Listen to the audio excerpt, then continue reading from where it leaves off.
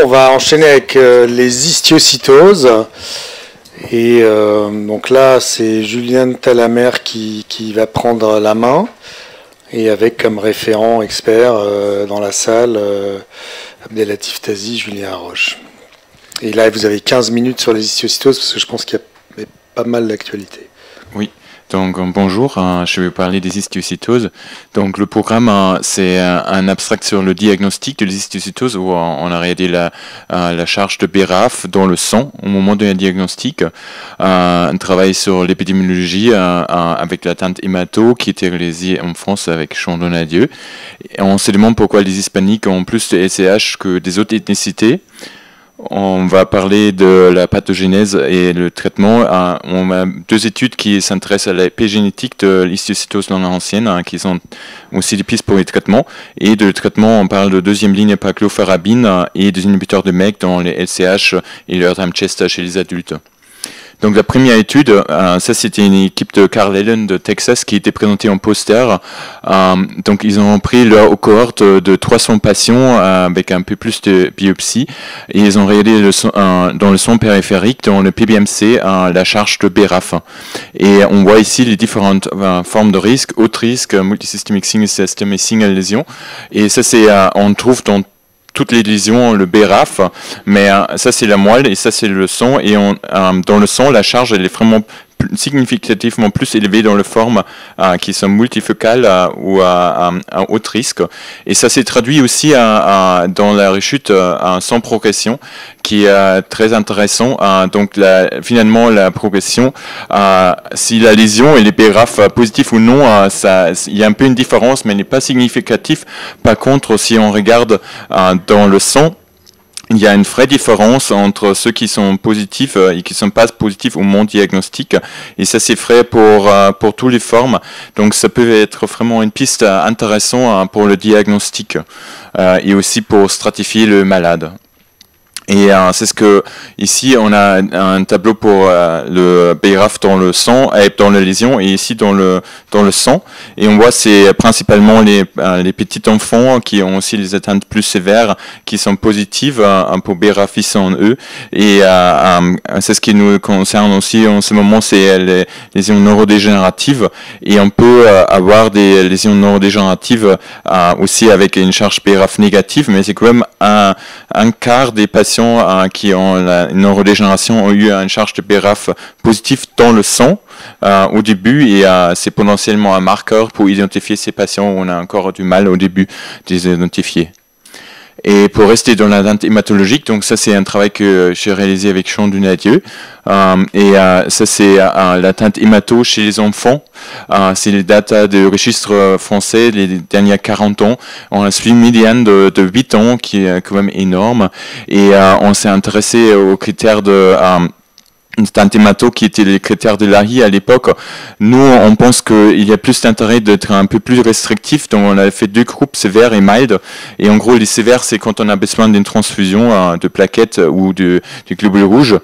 Et on voit que les patients sévères, ils sont très jeunes. C'est 1 an à l'âge de LCH, de diagnostic, un peu plus vieux pour les mild. Mais c'est quand même, les deux groupes sont des jeunes enfants. On a pour un tiers de ces 350 patients presque des études moléculaires et on voit qu'ils sont presque tous BRAF positifs, donc presque 100% pour les sévères et 80% pour les mild, qui est un peu plus que on trouve habituellement environ de 50% chez les enfants. Presque tous les patients ils ont reçu de VLB. Après les deuxièmes lignes, ça a changé vraiment au cours du temps et il y a quelques-uns qui étaient même greffés. Les traitements ciblés et utilisés dans les dernières années dans les deux groupes de patients. Et voici le devenir de ces patients. Donc on voit que historiquement ces patients ils étaient vraiment pas bien. Il y a moitié de ces patients qui étaient morts avant l'introduction de 2-CDA cytarabine et avec ça on pouvait sauver presque beaucoup plus des enfants. Et avec le traitement ciblé qui en utilise depuis 10 ans, on a vraiment presque pas de mort. Donc ça c'est vraiment une bonne nouvelle. Et ça, c'est pour vérifier est-ce que c'est vraiment intéressant de stratifier les patients avec des besoins transfusionnels et atteinte hémato. Oui. Donc, on voit que ça, c'est vraiment des datas de tous les patients. C'est pas des patients plus récents. Et on voit que les patients qui, même historiquement, ont juste eu une atteinte mild, ils sont survivants presque tous. Et les autres, il y avait un quart qui est mort. Et ça, c'est quelque chose qu'on a trouvé quand on a analysé les datas, qu'on n'a pas forcément cherché.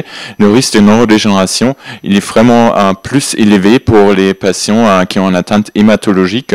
Et c'est des patients qui ont souvent des BRAF positifs, donc probablement aussi des charges BRAF positives dans le sang. Donc ça fait un peu lien avec la première présentation. Donc on peut considérer l'atteinte hématologique comme une lésion à risque pour les neurodégénératifs. Il faut faire attention dans le suivi. Après, on va s'intéresser à une étude aussi américaine c'était une étude de Genome-Wide Association Study, et on sait que les patients d'origine hispanique, donc ça c'est la population américaine là, ils sont plus à risque de développer une LCH de haut risque. On s'est demandé pourquoi c'est ça, et donc ils ont regardé pour des single nucleotide polymorphismes dans les études de Genome-Wide Association. Ils n'ont pas vraiment trouvé quelque chose, donc ils ont regardé un peu différemment. Ils ont pris leur cohorte de 500 patients avec une LCH et comparé avec 15 000 patients qui ont eu un autre cancer. Et il y avait des SNP qui étaient identifiés dans SMAD4. Et ça, c'est intéressant parce qu'on sait que c'est impliqué dans la pathogénèse de la LCH, parce que c'est downstream de MAP kinase et ERK qui sont les mutations qui sont responsables. Donc potentiellement, il y a un variant de SMAD4 qui met ces patients plus à risque de développer une LCH. Après, pour un plus de pathogénèse, donc ça c'est un travail israélien qui était très intéressant. Ils ont regardé des lésions de histiocytose, de Erdheim-Chester et de Rosai-Dorfman, et ils ont comparé ces lésions au granulome de suture pour avoir une groupe de contrôle. Et ils ont regardé le méthylome et les micro-ARN. Et c'est ce qui est intéressant, c'est ce qu'on suspecte, que les Erdheim-Chester et les LCH, ils ont la même signature de méthylome. Donc c'était intéressant, et le Rosai-Dorfman, c'est quand même un peu à part. Et on voit sur l'analyse des micro-ARN que la famille de LED7B, c'est c'est régulé en bas. Et c'est intéressant parce que cette micro-ARN, elle contrôle le BCL-XL. Et donc ça, c'est plus exprimé. Et ça empêche ces lésions, ces cellules-là d'aller à l'apoptose. Et ils ont mis des cellules en culture, et on voit que quand on les époxe au BCLX inhibitor, donc ça c'était un travail in vitro, les cellules ils meurent, et donc c'est intéressant. Donc on utilise déjà aussi chez les enfants et les adultes, et venetoclax pas mal. Donc c'est peut être intéressant de faire un essai avec ce médicament. Et en même temps, il y avait une autre présentation aussi américaine qui était faite sur le histone déacétylase 3. Donc ça, c'est un travail dans des souris. Il y a un modèle de souris avec une atteinte de LCH multisystémique. Et donc après, dans ce modèle, ils ont fait un knockout de la histone déacétylase 3. Et ça a fortement diminué le phénotype de LCH, et aussi ça a gêné le développement des cellules dendritiques. Et donc l'histone déacétylase, c'est un régulateur épigénétique qui déacétylise la chromatine, donc c'est important pour la fermeture ou l'ouverture. Et ils ont conclu que le HDAC3 est important pour maintenir le phénotype de Oncogene Induced Senescence Associated Secretory Phenotype. C'est ce qui a été constaté qui a une importance dans la LCH, et surtout aussi pour maintenir le milieu inflammatoire de ces lésions. Et ça pouvait être aussi un cible intéressant. Et par exemple le médicament le vorinostat qui agit sur la HDAC3, mais ça c'était vraiment encore très précoce, donc il n'y avait même pas des cellules humaines qui étaient étudiées. Après, pour le traitement, donc ça c'est une étude de Texas aussi, de le groupe de Carl Ellen, qui ont repris leurs patients de les 10 dernières années avec un suivi médian de 2 ans. Ils ont eu 58 patients qui ont une deuxième ligne par clofarabine. Ils ont eu les doses habituelles de 5 jours par mois. Il y avait une survie totale à 100% et une survie sans rechute ou événement à 75%. Il y avait une overall response dans 88% et 5 patients ont une maladie stable, 4 ont progressé après ce traitement.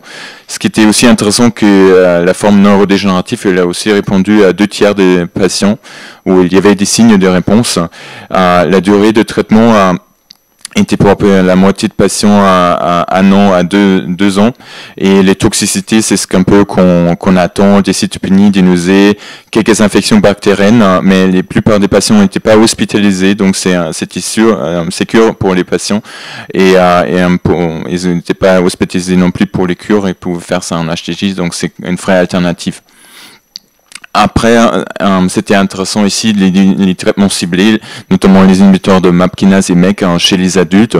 Donc, il y avait en 2018 l'étude qui a fait que la FDA a donné l'AMM à cobimetinib, l'inhibiteur de MEK pour les histiocytoses non anciennes, mais finalement, il n'y avait que 4 patients dans cette étude, donc il faudra bien avoir un peu plus des données.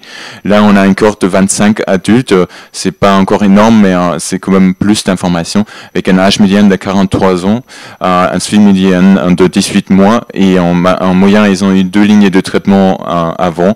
Il y avait 4 patients qui ont reçu en première ligne et 95% ont eu dans les NGS des mutations dans la voie de MAP kinase et 50% ont eu des délétions dans BRAF, donc pas le BRAF eux mais une délétion.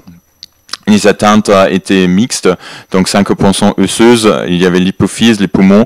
Il y avait 7 patients qui ont présenté des organes à risque, notamment 6 qui ont présenté des lésions de foie, et 13 patients ont été traités avec cobimetinib, 12 avec trametinib, et la réponse globale, le survie global et la survie sans événement était à 80%. Donc 9 patients ont eu une réponse complète, 9 une réponse partielle, mais à noter que les lésions hépatiques, ils n'ont pas très bien répondu, donc juste 2 de ces 7 patients ont eu une réponse aux lésions hépatiques, donc pour cette atteinte-là, c'est pas vraiment la baguette magique. Et un tiers des patients ont quand même eu des effets indésirables, les éruptions cutanées, la fatigue, et donc 4 patients c'était même à grade 3 ou 4, et 3 patients ont discontinué le traitement. Après, dans cette étude-là, il y avait 5 sur les 27 patients qui ont mort et 3 étaient morts à cause de la LCH et c'était des agents hépatiques qui ont été la cause. Pour le Airtime Chester, pareil, l'étude en 2018 qui montrait une réponse à 100%, mais dans 22 patients. Et les problématiques et surtout la toxicité du traitement, presque tous les patients ont dû diminuer la dose et un tiers a même discontinué le vemurafenib. Donc là, on a une cohorte aussi américaine qui consiste de 64 patients avec Airtime Chester, âge médian 57 ans, un suivi médian un peu plus long que les cohortes LCH avec 4 ans, beaucoup de BRAF600E, une lésion plutôt mixte aussi, osseuse, neuro, le parenchyme cérébral était atteint aux 2 tiers, des lésions cardiovasculaires rétroparietannes comme on les attend, la peau et poumons. Et pour 2 tiers des patients, c'était le traitement de première intention. Pour les autres, ils ont reçu en médiane une autre ligne, plutôt à utiliser le vemurafenib dans 80% et 20% de dabrafenib. Il y avait 28 patients qui ont dû diminuer la dose pour des éruptions cutanées ou fatigue ou des autres. Et il y avait en réponse 9 patients avec une réponse complète, qui est même très bien, 42 patients avec une réponse partielle, 8 patients avec un stable disease et un malade avec une maladie progressive. 60% ont discontinué, c'était un peu plus les patients avec le vemurafenib que le dabrafenib, et dans ces patients qui ont discontinué, il y avait 50% pour des raisons de toxicité, 20% ils ont eu un ajout de un inhibiteur de MEK en plus de vemurafenib, donc c'est aussi compté ça. 4 patients ont eu une maladie progressive et 17 patients ont été réexposés et il y avait 6 qui ont encore une fois discontinué. Donc il y a quand même des problématiques pour l'adhérence au traitement. l'event-free survival était en médian atteint à 3 ans, mais pour eux, un événement était aussi quand on a dû changer ou abandonner les traitements. Et il y avait 4 patients qui ont décédé, donc 3 attribués au Erdheim Chester, un pour une autre raison. Merci.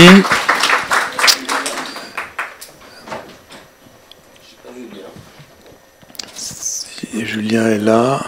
Julien était à l'âge, moi je n'étais pas. Tiens, un peu sélectionné, donc je m'appelle Abdelatif Tazi. En fait, juste pour mettre en perspective, parce que c'est une maladie très hétérogène et donc on peut un peu s'y perdre. L'histiocytose, donc il y a les histiocytoses, donc on va faire simple, on va faire Erdheim d'un côté, histiocytose langerhansienne de l'autre, mais qui ont une voie commune, qui est l'activation de la boîte des MAP kinase et qui ont été regroupées ensemble. Et c'est une maladie très hétérogène, à un âge différent, et chez les enfants, les tout petits, Jean Donadieu est dans la salle, tu as fait l'étude avec lui. Les atteintes hépatiques, spléniques et hématologiques représentent des organes à risque avec un pronostic qui était jusque-là assez effroyable. Donc la révolution, ça a été d'une part l'utilisation, et ça, le premier qui l'a fait derrière moi, c'est Julien dans l'Erdheim Chester, c'est l'utilisation des inhibiteurs de BRAF ou des inhibiteurs de MEK en fonction des mutations avec des réponses spectaculaires, en général absence de résistance ou d'échappement, mais un problème purement suspensif, c'est-à-dire que quand vous arrêtez le traitement, la maladie rechute. Et puis il y a des problèmes de toxicité qui peuvent varier, je pense que tu commenteras, en fonction des doses qui sont utilisées. Je sais qu'à la Pitié-Salpêtrière, ils utilisent plutôt des doses plus faibles que les doses habituellement indiquées dans le mélanome, qui est le maladie dans lequel ça a été le plus utilisé et dans lequel les schémas thérapeutiques ont été faits. Pour la partie hématologique, je trouve que l'étude faite à Trousseau est très informative, puisque finalement, dans ces maladies hématologiques considérées comme organes à risque, le fait d'individualiser ce sous-groupe particulièrement grave permet de les traiter plus précocement. Et maintenant, c'est vraiment les traitements par thérapie ciblée qui ont révolutionné la prise en charge de ces malades. Vous avez vu qu'il y a quand même un risque de neurodégénération qui est substantiel. Toutes ces histoires de BRAF et essentiellement BRAF, une fois qu'on a mis en évidence les mutations, la question c'était le pronostic. Et chez l'enfant, Jean Donadieu avait bien montré que dans les formes de l'enfant, eh bien, les formes sévères avec résistance à la réponse thérapeutique de première ligne étaient associées plus fréquemment, donc les malades hématologiques, notamment à la présence de BRAF. Et l'étude dans le sang, vous avez vu que c'est essentiellement cantonné aux formes systémiques, avec là aussi la recherche d'éléments pronostiques, en sachant que chez l'adulte, la mutation BRAF dans les lésions n'a pas d'effet pronostic. Le GWAS, je ne suis pas très convaincu, parce qu'ils avaient déjà montré soit SMAD6, maintenant ils montrent SMAD4, c'est des études qui sont un petit peu limites.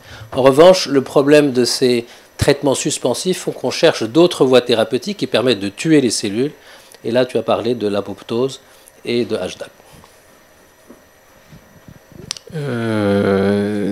Contrairement au SHE, où il y avait beaucoup d'études françaises, en fait, il n'y avait qu'une seule étude française que Abdelatif a mentionnée, et pour le reste, moi, ce qui m'a le plus impressionné dans ce que tu m'as dit, enfin, de ce que tu as montré, c'était l'étude sur les micro-ARN par l'équipe israélienne, avec la voie BCL-XL, et qui ouvre la voie éventuellement au BCL2, au vénétoclax. Et en fait, on est en train de regarder dans les patients français, que ce soit les rosailles, les histiocytoses langerhansiennes et les Erdheim, il y a effectivement pas mal de patients qui ont l'air d'exprimer BCL2, et ça intéresse pas mal les collègues israéliens.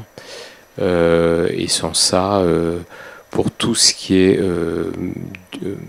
patients à long terme sous anti-BRAF ou sous anti-BRAF pour les histiocytoses langerhansiennes, pour les Erdheim, il n'y avait pas vraiment de scoop, mais ça veut dire qu'il y a de plus en plus de patients qui sont traités, en tout cas. Et il faut effectivement baisser la dose. Ouais. Non, parce que effectivement, je crois qu'ils utilisent des doses qui sont un peu plus importantes. Ils n'hésitent pas à traiter par des doses, par des schémas mélanome, 4 Zelboraf le matin, 4 le soir. Ouais. Et c'est vrai que effectivement, on a aussi la même impression que les patients qui ont des cholangites sclérosantes, et ça Jean l'a montré, ils répondent moins bien, que ce soit chez les adultes ou les enfants. Juste un mot. Je suis pneumologue quand même. Le travail où il y a du poumon, l'évaluation du poumon sur le PET scanner, c'est n'importe quoi, c'est la fonction respiratoire. Hein. Donc Gorav Goyal, il est hématologue, non pneumologue. Donc il évalue ça sur le PET, mais ça n'a pas beaucoup d'intérêt. Merci. Eric. Une toute petite, même si on doute sur le GWAS, l'augmentation d'incidence et le phénotype plus sévère chez les hispaniques, c'est quelque chose qui est vu également en Espagne ou en Amérique du Sud, c'est réel ça? Je crois pas. Et je crois que de toute façon, on fait pas d'études ethniques. Enfin, Après social, machin, ouais, etc., qui va se faire ouais. aux États-Unis, c'est un peu compliqué. Ouais. Si c'est vrai aussi en Espagne. C'est pas l'impression. On n'a pas l'impression d'avoir des plus grosses cohortes de patients. Enfin, en tout cas pour le non-languéronsien, pour le languéronsien non plus, je crois. En tout cas, bravo. Merci. Donc on va continuer avec. Alors, je sais pas si c'est Julian ou Julian qui me dit. Julian. Les deux, mais bon, ouais. Parfait. Sur les déficits immunitaires héréditaires. Avec donc Despina Mouhouse qui est en experte référente. Là, c'est une dizaine de minutes pour le coup. Donc là, on va parler d'une étude française qui était présentée par un interne chez les déficits immunitaires héréditaires dans les syndromes de Evans des adultes. On parle de traitement d'adénovirus par les cellules CTL et le brincidofovir. Et on a deux nouveaux chaînes à présenter où il y avait des présentations intéressantes de TLR4, qui est une mutation somatique pour la plupart dans les neutropénies, et le PI4KA, qui est un déficit immunitaire syndromal avec des problèmes neurologiques et des atrophies intestinales. Donc là, c'était présenté par Étienne Crix. C'est une étude de 80 patients français avec un syndrome de Evans. L'âge médian de première cytopénie était à 28 ans. C'était très varié entre 1 an et 73 ans. Il y a 30 patients, des patients qui ont eu des autres manifestations immunologiques. Un tiers a eu des anticorps antinucléaires et la moitié a eu des signes de lymphoprolifération. 9% ils ont fait un lymphome ou un autre cancer et 16% ont eu un phénotype de CVID, donc le Common Variable Immunodeficiency. Et c'est ce qui était quand même étonnant, qu'il y avait 9 patients, donc 11%, avec un diagnostic génétique qui était vraiment réel, avec des variables déficit immunitaires qui sont connus pour faire des cytopénies. Et ça a permis de faire des diagnostics et des thérapies plus ciblées pour ces patients. Quand ils ont regardé quels patients étaient vraiment à risque d'avoir un risque génétique, c'était vraiment quand il y avait une histoire familiale où il faut plus chercher. Et la conclusion était quand même que les séquençages génétiques étaient systématiquement à proposer pour les patients atteints d'un syndrome d'Evans, aussi chez les adultes, s'il n'y avait pas une autre maladie sous-jacente qui expliquait bien ça. Et notamment, ils ont aussi conclu que les lymphomes agressifs, c'est pas un critère d'exclusion, comme les déficits immunitaires sont aussi un facteur prédisposant pour des lymphomes. Après, on parle de traitement d'adénovirus. Ça, c'est d'abord le cytotoxique lymphocyté, les CTL. Il y avait aussi une présentation à l'SFGM français. Là, c'est une cohorte de New York. C'était des patients avec une greffe qui était possible d'inclure s'il y avait 14 jours de traitement inefficace.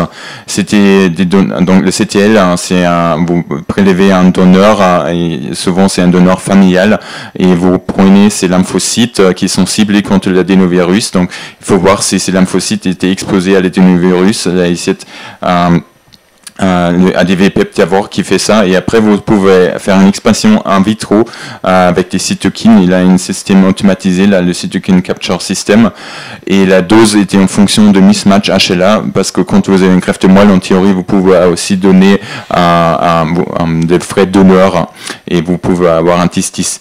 Et jusqu'aux 5 injections étaient possibles, et c'était 15 patients post-greffe, c'était tous des greffes de moelle, et tous les donneurs étaient haplo, les donneurs de CTL, pas forcément les donneurs de de la greffon. Et il y a quand même des réponses très bien, avec 13 patients qui étaient en rémission complète de réponse partielle, et en moyenne ça a pris un mois à répondre, et on a toujours peur qu'on ajoute des troisième parties de cellules, qu'il y a un risque à GVH, et il y a juste un patient qui a fait un GVH cutané. Et la production avec ce système-là était rapide et sécure, donc ça peut être un fait alternatif pour des patients atteints d'une infection adénovirus. En même temps, il y avait cette présentation-là sur le princidofovir. On connaît tous le cidofovir qu'on utilise pour les infections adénovirus sévères, mais ça a un grand nœud parce que c'est très néphrotoxique, c'est aussi une immunotoxicité, donc post-greffe c'est des fois difficile à utiliser. Il y avait une formule qui était orale, le princidofovir, mais c'est plus sur le marché. C'était efficace, mais il y avait des toxicités gastro-intestinales, donc c'est impossible à obtenir. Donc ils ont présenté une étude sur le princidofovir intraveineux. Ça n'a pas qu'une efficacité contre l'adénovirus, et aussi contre plusieurs autres virus, notamment. On n'a pas besoin de probénicide, comme pour le cidofovir, et c'était une étude avec une augmentation de dose, donc il y avait 3 paliers de dose dans 30 patients, et le dose palier 3, qui était la vraie dose qu'ils voulaient utiliser, il y avait 100% de clearance virale, donc c'est quand même des résultats spectaculaires. La tolérance était bien, il n'y avait pas vraiment de toxicité significative. C'est ce qui était un peu difficile à l'interprétation de cette étude-là, que toutes les patients qui ont une atteinte organique sévère, ils étaient exclus. Donc ces patients qui ont vraiment une maladie d'adénovirus systémique, ou ils sont vraiment très malades avec une atteinte rénale ou pulmonaire, ils n'ont pas participé dans cette étude. Donc il faudra voir si ça marche aussi bien dans ces patients-là. Mais c'est un signal qui était encourageant. Après, on va parler de TLR8. Ça, c'est le Toll-like receptor 8, et c'est une mutation de gain of function.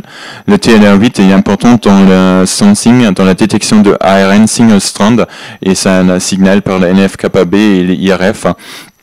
Et donc, en gros, c'est des neutropénies où c'était découvert. Et ces patients, ils ont aussi d'inflammation, ils ont un bone marrow failure et aussi de lymphoprolifération. Et il y a moyen d'avoir des indices pour le détecter, cette mutation. À noter que sur ces 10 patients qu'ils ont présentés, il n'y avait qu'un qui a eu une mutation génétique congénitale, et c'était très précoce. Les autres, c'était des mutations somatiques avec une variante allele frequency, donc que 10% des cellules ont eu la mutation. Donc ça peut être très difficile à trouver sur le whole exome qu'on fait habituellement. C'était X-chromosomal chez 9 sur 10 patients, presque que des garçons ou des hommes où c'était trouvé. Il y a dans le myelogramme une absence de maturation des neutrophiles. Sur le typage lymphocytaire, il y avait double négative, donc CD4, CD8 négative, et le DR, un marqueur d'activation qui était élevé, d'inversion de ratio CD8 et CD4 avec une prédominance de CD8, et une augmentation d'une population CD3 et CD57 positive qui est compatible avec ce qu'on trouve dans les larges granulats une leucémie, et il y a aussi un déficit de production d'anticorps avec une absence ou des diminutions de switch memory B cells. Et ces patients, s'ils répondent au facteur de croissance du corticoïde très très court et pas très bon. Il y avait des sirolimus, des CSF, des inhibiteurs de JAK qui étaient utilisés, ça n'a pas marché. Sur ces 10 patients, il y avait 3 patients qui n'ont pas reçu du greffe, dont 2 sont décédés, 1 était perdu de vue. Et il y avait 7 patients qui étaient greffés avec des conditionnements de toxicité réduite. 3 patients sont décédés, une pour un VOD, un avec un Engraftment syndrome après une infection fongique, et 4 patients sont en vie post-greffe avec une résolution de la maladie. Donc ça a marché, la greffe, pour enlever la maladie. Et donc c'est ce que je déjà dit, le TLR8 gain of function, ça peut être difficile à trouver sur le whole exome ou le whole genome, parce que la variante allele frequency était presque pour tous les patients autour de 10%. Donc si on a cette suspicion-là, un patient avec une neutropénie, ces changements, on peut contacter le laboratoire à Saint-Louis pour faire une analyse, pour le chercher. Et ça, c'était une étude qui était expliquée très bien comment le PI4Ka fait son déficit immunitaire. Ça fait une disruption de métabolisme mitochondrial et ça fait une hypogammaglobulinémie. Donc le PI4A, c'est le complexe ici. Vous voyez des autres chaînes qu'on connaît dans le déficit immunitaire et c'est associé avec un phénotype syndromal chez les enfants. C'est un rôle dans le métabolisme des lipides dans le mitochondrie. Il y a un dysfonctionnement neurologique avec ataxie, convulsion, un retard de développement. On peut avoir des maladies inflammatoires chroniques d'intestin et des atrésies comme dans le TCA7A. Et c'est un déficit de lymphocyte B. Et il y a un overlap. On peut imaginer que c'est un peu un mélange entre l'APDS, le TTC7A, où il y a des atrésies intestinale et les FAM 127A qui fait une leucodystrophie avec une hypomyélination. Et il y avait une cohorte de 13 patients, le médiane était 9 ans, moitié des garçons. Les symptômes, il y avait presque tous qui ont eu une atteinte de système nerveux central. La moitié a fait des infections, 7 patients ont eu une atteinte gastro-intestinale. Il y avait un tiers qui était mis sous immunoglobulines. Et c'était un déficit de lymphocyte B avec une diminution, beaucoup de transitionnels. Ça peut être une piste pour penser ça. Et c'était tout expliqué par la disruption de l'homéostasis de lipides. Et donc c'était une bonne explication de comment cet déficit fait la maladie. Et il y avait un screening de l'EBCL vers les naïfs et des infections virales. C'était pas trop problématique. Un de ces patients a développé un lymphome, donc probablement ça prédispose aussi un peu, mais on n'a pas beaucoup de données là-dessus.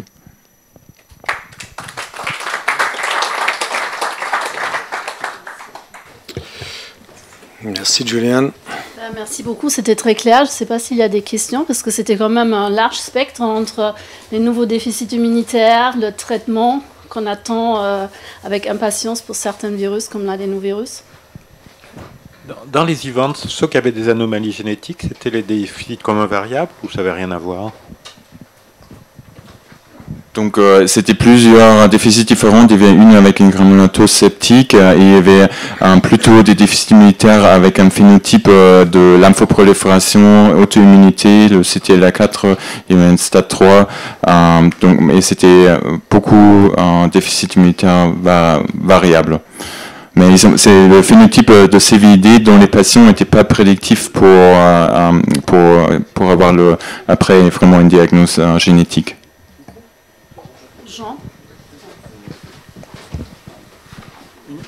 Une question sur TLR8 là, c'est vrai qu'il y a une espèce de paradoxe quand même avec un patient germline, bon donc il y a une mutation claire et nette, et puis des patients qui ont des mutations somatiques, si je comprends bien, 10% des VAF, donc c'est un contingent, c'est une mosaïque ou un clone, je sais pas comment c'est défendu cette particularité en tout cas.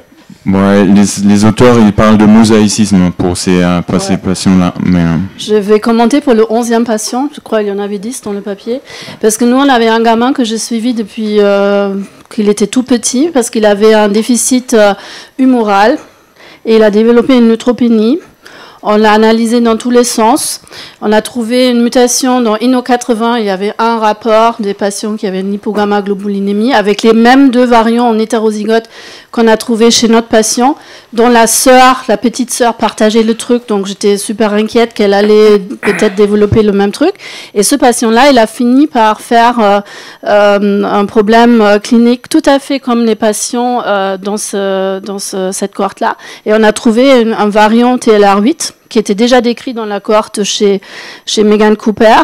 Et là, on va de manière séquentielle, parce qu'on a plein de prélèvements de ce patient qui a été greffé finalement qu'à l'âge de 17 ans, qui est en vie, qui va bien, avec un VAF qui effectivement a fait qu'on ne l'a pas vu dans tout de suite. Dans le panel, parce que TLR8 maintenant est dans le panel de chez Capucine Picard aussi, mais c'est vrai qu'on risque de passer de côté. Dans les NGS des mutations somatiques, il était à l'époque, quand on avait ce patient, pas encore inclus, mais ça va sans doute s'ajouter. Et c'était une relecture, une énième relecture de l'exome en trio, où finalement le chercheur Sven Kraker, il avait vu à ce moment-là 30% de VAF pour TLR8, un des variants déjà connus. Et donc là, on n'a pas encore pu faire notre petite recherche détective machin, mais on a plein de prélèvements, y inclus de la moelle, où on avait cherché des clonalités dans tous les sens pendant le parcours de ce patient, et ça va peut-être nous répondre, mais j'imagine qu'il y a quand même un événement somatique qui après fait que la population va s'expandre, et peut-être le VAF au cours du temps va même augmenter jusqu'au moment que sur le plan hématologique, il y a tous les facteurs d'aplasie complète, etc., qui arrivent. Donc, c'est quelque chose, effectivement, même pour vos vieux patients avec ce phénotype, ça vaut la peine d'essayer de retrouver vos échantillons pour chercher ce type de variant. Oui, c'est un peu la moitié de cette cohorte qui était adulte. Ouais. Ok, merci beaucoup. On a pris un léger retard qu'on va essayer de récupérer avec donc Julian sur l'item neutropénie chronique. Oui, la neutropénie, ça va être un peu plus rapide. Donc, il y avait une étude sur les mutations de neutropénie idiopathique des adultes. Il y avait une présentation de la cohorte Ankara. Il y avait une présentation d'une étude française du registre de neutropénie sur la fertilité. Et il y avait une étude qui est intéressante, c'était très préliminaire, des facteurs de croissance PEROS, le traitement oral par Maurice Affort qui va possiblement venir. Donc ça, c'est une étude qui est grecque, qui s'est intéressée dans 16 adultes avec des neutropénies chroniques non expliquées différemment et persistance sans infection et sans complications importantes. Et 10 mg était normal, la H médiane était 60 ans et le ANC médiane n'était vraiment pas beaucoup diminué. Donc en gros, il y a probablement pas mal des gens qui vont considérer ces patients pas vraiment malades. Et donc il y avait des identifications des variants probablement ou possiblement pathogéniques dans 10 patients. Et c'était plein de variantes différentes. Donc, aussi quelques-uns qui étaient pas vraiment en lien avec des neutropénies, et ils ont conclu qu'il y avait plus de variants avec signification inconnue en moyenne dans les patients atteints d'une neutropénie chronique idiopathique. Et ça, c'est juste pour vous montrer, parce que c'était quand même une présentation orale, mais on était assez critique sur cet abstract parce qu'il n'y avait pas de data fonctionnelle sur ces mutations et c'est vraiment pas du tout clair. Mais comme c'était présenté, on peut faire un NGS sur tout ce qu'on veut et on trouve quelque chose. Oui, c'est un peu l'idée. C'est vrai qu'1,2 giga de neutrophiles, on se roule pas par terre. Ouais. Et après, ça c'était l'étude un poster de la cohorte Ankara, c'était 80 patients avec un gène qu'on a trouvé sur 200 patients, et c'était des dernières 10 années, l'âge médian de diagnostic était 1 an, et il y avait quand même un tiers des patients qui étaient consanguins, donc c'est un peu différent de notre cohorte ou de notre population, on va dire. Et c'est ce qui était intéressant de cette cohorte, il y avait que 3 patients qui ont fait une lame, il y avait 3 qui s'étaient morts avant la greffe de Schwarman et Lann, et 3 patients qui étaient morts avec des infections. Un patient a développé un lymphome non-Hodgkinien, 9 patients dans cette cohorte étaient greffés, 1 était décédé post-greffe. Et c'est ce qui a apporté cette étude que c'était la probabilité d'avoir vraiment une neutropénie chronique. Ils ont conclu que le facteur d'avoir une consanguinité était vraiment significatif et un risque x6 s'il y avait des antécédents dans la neutropénie de la famille x9. Et si on est hospitalisé plus que 2 fois à cause des infections, c'est facteur 5. Et aussi les atteintes locales récurrentes, les AFT, c'était aussi significatif x4. Donc ça permet à ces facteurs de identifier un peu plus les patients qui ont vraiment une neutropénie quand on se pose la question au début. Après, ça c'était une étude française qu'on trouve très intéressante parce que ça intéresse vraiment aux patients et comment on peut le conseiller. Donc c'est presque 565 patients qui ont eu plus de 15 ans et c'était une cohorte de les derniers 30 ans. Et en total, on a 8000 ans de personnes en position de fertilité, on va dire. Et il faut savoir que dans certaines formes de neutropénie, le USP1 et CLPB, il y a hétérozygote, il y a une fertilité, ils sont stériles. Il y a aussi des déficits aussi connus que la fertilité diminuée, le Schwarzman par exemple. Mais pour les autres, c'est une question que les patients se posent. Donc il y avait 211 enfants de 109 femmes qui étaient nés dans cette période-là.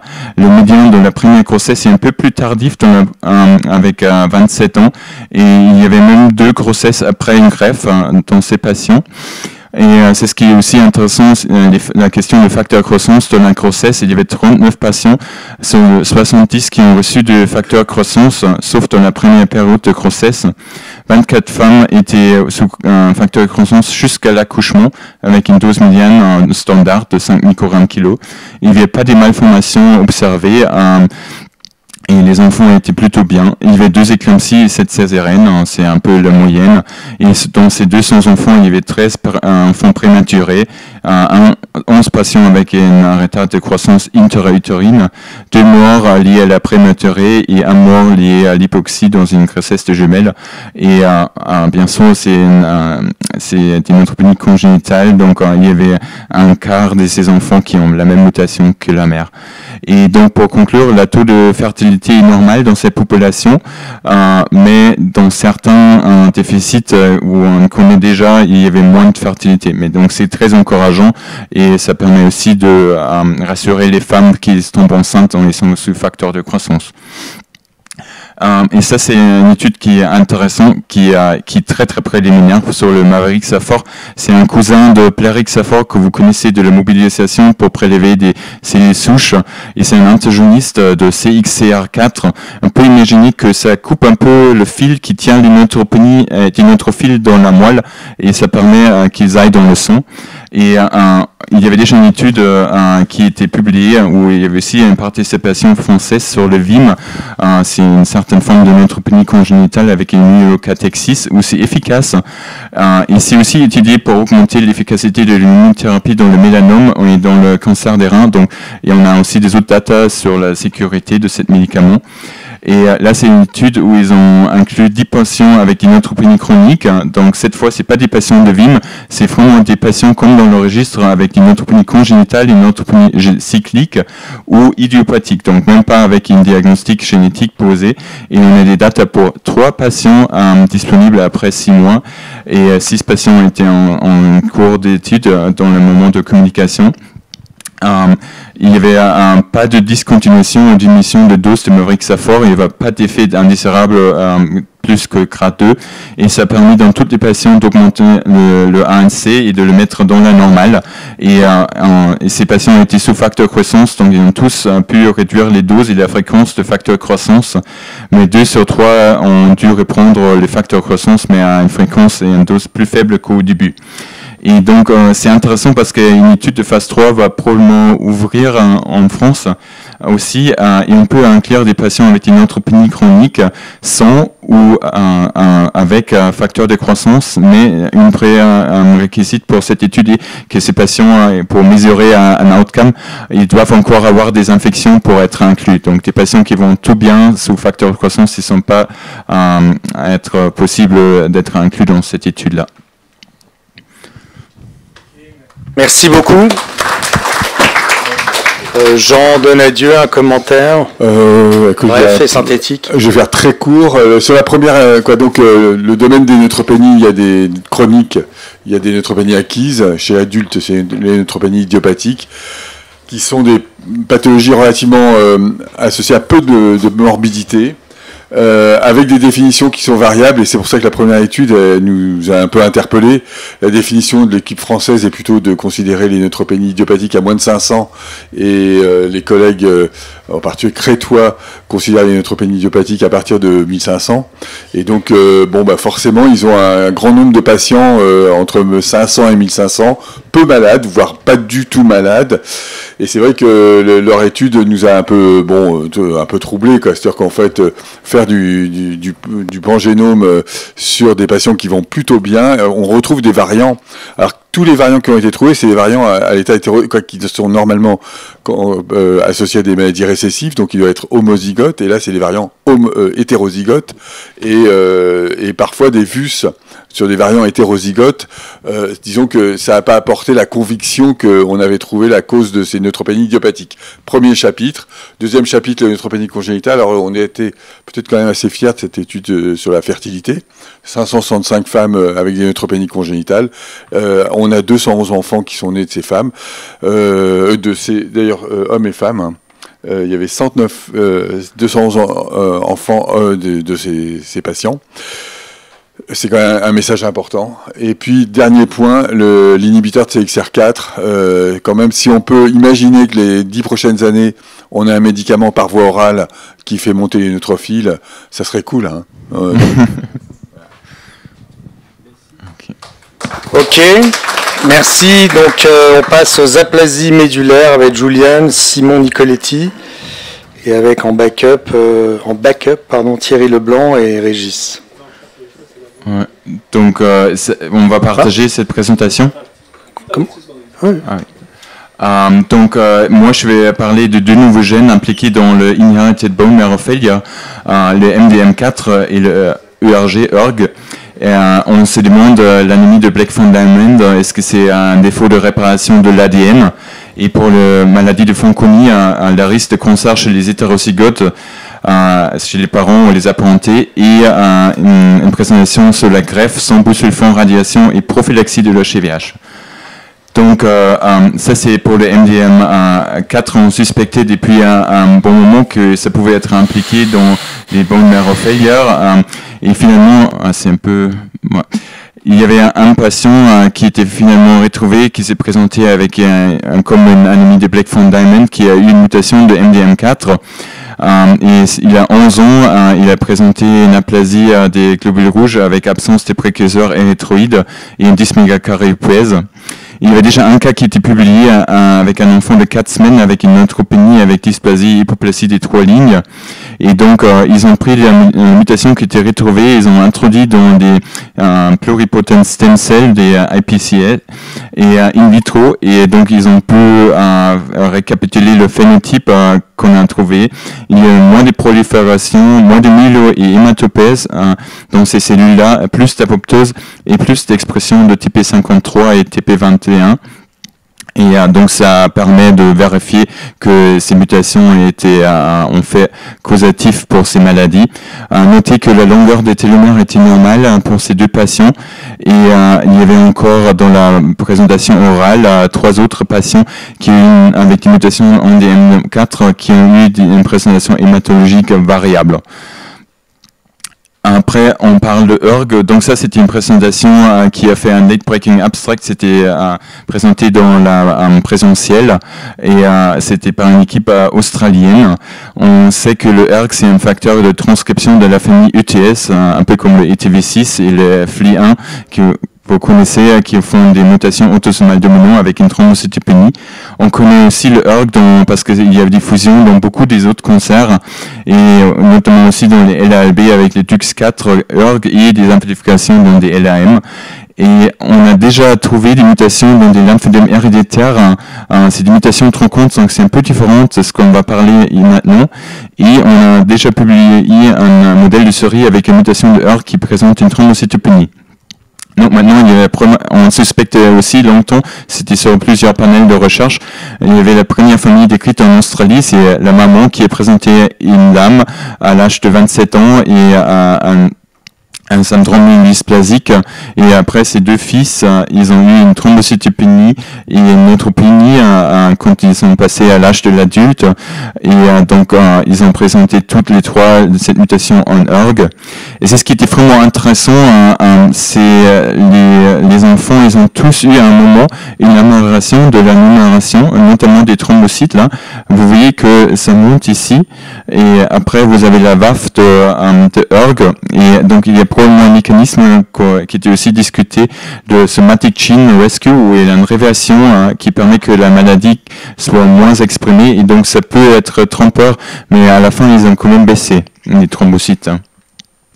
Donc là, ils ont appelé tous leurs copains du monde pour avoir plus de patients avec les variants. Ils ont fait sur toutes les variants qui étaient rapportés des essais in vitro.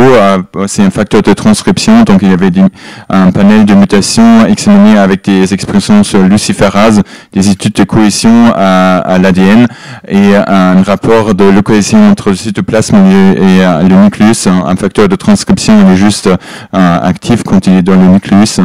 Et il y avait cette domaine-là, le ETS, qui est très conservé, et c'est où il y a la plupart des mutations pathologiques qui se sont retrouvées, mais aussi des variants de signification inconnue. À noter que les mutations pour le lymphedème, c'est pas dans ce domaine-là, donc ça paraît quand même être un peu différent. Au total, il y avait 17 patients qui étaient présentés ici, avec on va dire une présentation hématologique variable, donc des pancytopénies, des thrombocytopénies, des neutropénies, et aussi quelques patients où ils n'ont pas dû récapituler le phénotype sur la prédiction, mais dans les examens in vitro, c'était retenu. Et cliniquement, c'est très difficile. Ça fait un peu penser à le GATA2. On a aussi les lymphedèmes et des autres manifestations et les reins sains. Mais pour l'instant, il n'y a pas d'éléments cliniques où on peut différencier. Et certainement, le phénotype, il va plus être encore plus complexe, donc on a plus de patients. Après, on parle des Fanconi. Donc, on se demande toujours, quand on conseille des apparentés des Fanconi, un risque de cancer pour les apparentés. Il y a une très grande cohorte là, américaine, où il y avait 170 patients où on a eu un whole exome et des data de leur assurance. Et sur 4800 patients avec un seul variant pathologique, donc dans un état hétérozygote, dans un gène de Fanconi, il y avait pas une augmentation de risque de cancer. Il y avait bien sûr des gènes qui sont connus comme le BCR2 pour le cancer du sein. Donc il y avait les 5 gènes qui sont déjà connus pour augmenter le risque, où le risque il est vraiment augmenté dans l'état hétérozygote, et pour les autres, pas de surincidence de cancer. Donc ça, c'est des bonnes nouvelles. Après, pour l'anémie de Blackford-Diamond, on sait que pour ces patients-là, ils ont un risque élevé pour faire des symptômes de myélodysplasie, des LAM et des tumeurs solides, surtout les adénocarcinomes colorectal et des ostéosarcomes. Et juste maintenant, on ne savait pas trop comment ça pouvait fonctionner. Donc l'hypothèse est que les RPS19 et les RPS5, qui sont des mutations qui sont les plus retrouvées dans le ABD, ils sont importantes dans la réparation des cassures double brin de l'ADN. Et il n'y avait pas encore quelque chose qui était super convaincant, mais il y avait plusieurs petits expériments qui donnaient des indices, notamment l'hypersensibilité des cellules lymphoïdes des patients ABD à la radiation ionisante. Donc ça, peut-être il faut éviter des scanners ou des autres examens ionisants pour ces patients-là. Et la réparation de cassures double brin de l'ADN est diminuée dans les cellules souches CD34 où on fait un knockdown de RPS19 ou un RPS5. Donc ça, il y a certainement encore plus de cette équipe de recherche. Après ça, je vais passer un peu plus de temps pour expliquer ça parce que ça m'a vraiment fasciné. C'était pour moi un des meilleurs abstracts. Donc c'est pour les patients de Fanconi. C'est une équipe de Stanford qui a fait un protocole pour les greffes. Et on sait que les Fanconi, on les greffe très tôt, on peut guérir le phénotype hématologique, mais ils ont le risque pour développer des cancers plus tard, notamment des cancers dans pharyngée et des carcinomes, ça reste très élevé et on a peur d'ajouter à cet risque en utilisant par exemple le busulfan ou la radiothérapie. Donc là, l'idée est d'utiliser un anticorps pour faire le conditionnement et de donner un greffon qui est plus intelligent, on va dire. On déplète des cellules qui font la GVH et on laisse juste les cellules qui sont bonnes et on déplète le alpha-bêta des T-cells et les lymphocytes B. Et donc cet anticorps, il bloque le stem cell factor qui colle à c-KIT, le CD117, et ça fait mourir les cellules souches. Donc la niche dans l'os, elle est libre et elle est prête pour que les nouveaux cellules peuvent s'installer. Donc l'anticorps, il est éliminé, la pharmacocinétique est très très stable. Et pour le greffon, donc vous déplétez les lymphocytes B, les alpha-bêta, c'est les cellules qui sont principalement responsables pour le GVH. Vous restez avec les gamma-delta, les NK et les cellules souches, et ça vous donne aussi une bonne reconstitution immunitaire. Et ça permet, ce protocole, donc vous faites l'injection d'anticorps qui était très très bien tolérée à J-12, mais ça c'est pour être sûr que ce soit éliminé. Vous faites une lymphodéplétion par de SAL. Vous utilisez encore un peu de chimiothérapie, le fludarabine, le cyclophosphamide, à vraiment de faibles doses, c'est 20% de la dose qu'on utilise par exemple pour des LAM dans un BUCI. Et après, vous faites une lymphodéplétion aussi in vivo avec de rituximab. Les donneurs, ils sont mobilisés. Et ça, je n'ai pas encore dit, parce que c'est toutes les donneurs APLO. Donc, normalement, des greffes où vous avez besoin de plus de protection contre la GVH parce qu'il y a juste 50% de compatibilité. Donc, ça, c'est vraiment disponible à toutes les patients parce que tout le monde a un parent ou un cousin. Et ça permet d'utiliser pas de prophylaxie de GVH. Donc il n'y a pas de cyclosporine, et il n'y a pas de méthotrexate, rien après la greffe. C'est quand même assez génial. Et donc c'était très préliminaire. Il y avait 6 patients qui étaient inclus. Et ça c'est important, c'était des Fanconi dans l'état de pancytopénie. Donc pas de LAM, sans infection, avec des donneurs APLO. Le anticorps était très bien toléré, pharmacocinétique très constante. La prise de greffe était très précoce, 10 jours pour les neutrophiles, 2 jours pour les plaquettes. Les suivis étaient courts parce qu'ils ont tenu longtemps après les premiers patients, donc il y avait 1 à 18 mois. Le générisme était complet dans toutes les lignes. Après, ils ont considéré 83 patients comme complètes. Et il y avait un peu de mucite parce que c'était des patients de Fanconi, mais c'était vraiment rien de grave. Pas de TMDO, pas de GVH aigu. Un patient avec une GVH chronique après qui était récupéré facilement avec une plus 8 thérapie. Pas d'infection bactérienne ou fongique, pas de septicémie. Quelques réactivations virales qui étaient faciles à contrôler. Donc je trouve ça c'était vraiment assez génial comme concept. On peut s'imaginer d'utiliser aussi dans les autres formes comme des aplasies médullaires par exemple. Merci. 2 minutes de commentaires. Max. Bon, vous avez vu qu'il y a 2 nouveaux IBMF, ça c'est toujours assez passionnant. Alors ils sont assez emblématiques tous les deux. MDM4, on a dans beaucoup d'entités une hyperactivité de TP53. On a identifié des patients qui avaient des mutations activatives de TP53. Et là, on a un autre mécanisme pour activer la voie TP53. Donc c'est vraiment quelque chose qui est constante. Et pour ERG, c'est aussi assez fascinant. C'est un nouveau facteur de transcription associé à un potentiel profil de thrombopénie constitutionnelle, mais un phénotype beaucoup plus large. Là aussi, ça illustre la variabilité des phénotypes, parce que c'est à cheval entre ROX1 et GATA2, et c'est encore un exemple où on a des phénomènes de somatic genetic rescue très fréquents. Donc en ce sens, c'est passionnant.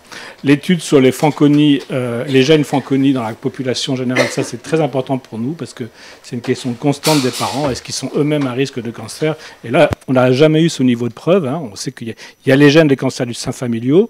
Donc ceux-là, on les retrouve, c'est les 5 gènes downstream, mais tous les gènes Fanconi classiques, il n'y a pas de risque pour les hétérozygotes.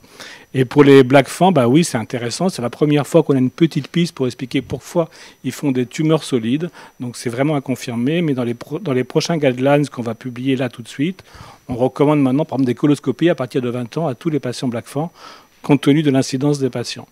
Sur l'étude de greffe, je vais passer la parole à Régis, parce que ça c'est lui le greffeur, greffe Fanconi. Le nouveau conditionnement, mythe ou réalité? Oui, non, simplement, ce qu'il faut bien voir, c'est qu'en fait, dans ce conditionnement, il y a tout d'un conditionnement classique. Il y a de l'endoxan à 40 mg kg, simplement parce que dans le Fanconi, on en fait moins. Il y a de la fludarabine, il y a de la TG. Donc, je ne dis pas que ce n'est pas intéressant, mais nos amis de Necker font déjà ces déplétions. Ils n'ont pas besoin de cet anticorps pour que ça marche.